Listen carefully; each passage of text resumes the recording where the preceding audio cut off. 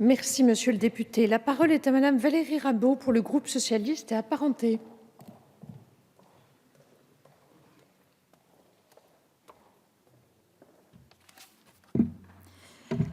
Madame la présidente, madame la ministre, mesdames et messieurs les co-rapporteurs, mes chers collègues. Madame la ministre, lors de la commission, il y a eu un long débat entre l'ensemble des députés présents sur les autoroutes et sur la capacité de l'État à négocier les clauses qu'il met dans ses contrats. Alors pour illustrer ce point, je n'ai pas pris les autoroutes dans mon rapport. J'ai pris un sujet qui me tient à cœur, et je reconnais aussi mes deux collègues d'Occitanie présents sur ces bancs, c'est l'aéroport de Blagnac-Toulouse. Cette privatisation est un exemple de ce qu'il ne faut pas faire. L'actuel président de la République, qui était ministre de l'économie, l'a reconnu ici même dans cet hémicycle. C'est ce qui a donné d'ailleurs lieu à un article dans la loi Macron pour avoir une privatisation autre des aéroports de Nice et de Lyon. Mais l'aéroport de Toulouse-Blagnac, c'est ce qu'il ne faut pas faire. Pour ma part, j'ai eu l'occasion, dans mes précédentes fonctions, d'aller lire le document signé entre les acheteurs, le consortium chinois et l'État français. Et je maintiens qu'effectivement, il y a des choses à revoir. Alors, Madame la Ministre, que s'est-il passé depuis cette privatisation ? Que s'est-il passé depuis cette privatisation ? Il est à constater que le nouvel actionnaire, le consortium chinois, a un appétit assez démesuré pour les dividendes. Et comme chaque année, la société ne dégage pas assez de bénéfices, le consortium a eu deux stratégies, Madame la Ministre. Deux stratégies. La première, c'est d'aller piocher dans les réserves de la société. Ça, c'est 2015 et 2016 pour 16,5 millions d'euros. Avec l'accord de l'État, puisque vous avez un pacte d'actionnaires qui vous lie au consortium chinois, et l'État, en la matière, a voté comme le consortium chinois, ce que n'ont pas fait les autres collectivités locales actionnaires. Et alors en 2017, ça c'est pas encore... En 2017, l'actionnaire chinois a changé les méthodes comptables de ses dotations aux amortissements.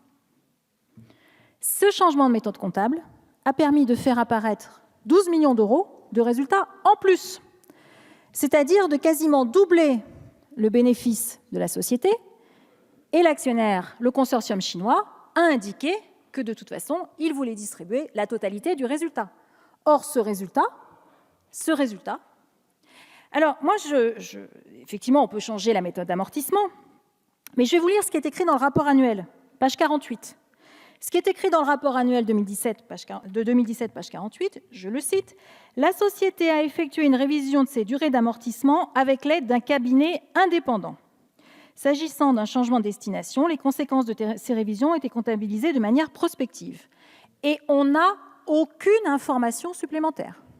On sait juste qu'il y a eu un cabinet indépendant, on ne sait pas qui, mais on sait aussi que ce changement d'écriture comptable a conduit à faire apparaître 12 millions d'euros de résultats sur l'exercice 2017, qui, vraisemblablement, va être distribué à l'ensemble des actionnaires. Et Madame la Ministre, vous représentez 10,1% de ces actionnaires, et on le sait, vous êtes lié à ce consortium chinois. Donc ça, c'est l'exemple type de la faiblesse absolue de l'État, qui se laisse dicter sa loi par un consortium chinois. Vous êtes, Madame la Ministre, responsable des deniers publics. Nous sommes responsables des deniers publics. Vous ne pouvez pas accepter que ce genre d'écriture comptable, ce genre de ponction dans les réserves, même si effectivement c'était dans le prix qu'a payé l'actionnaire quand il a racheté la société d'aéroport Toulouse-Blagnac. C'est l'exemple de ce qu'il ne faut pas faire et sur lequel le gouvernement est extrêmement silencieux. Vous venez d'arriver, mais le gouvernement, celui-ci, celui d'avant, que je soutenais en tant que membre de la majorité, est extrêmement silencieux. On est face à une situation où l'État, qui devrait représenter la force, est en train de se saborder et d'incarner une forme de faiblesse dans son incapacité à négocier avec des actionnaires privés. Alors c'est pour ça que j'ai déposé un amendement, le 1195, qui lui porte sur les clauses, ce qu'on appelle les clauses d'iso-fiscalité, en vous demandant un rapport d'information, mais je l'ai indiqué d'ores et déjà à plusieurs reprises, donc je le redis ici à cette tribune, il n'est pas exclu que les erreurs similaires qui ont été constatées se reproduisent sur la privatisation annoncée des aéroports de Paris.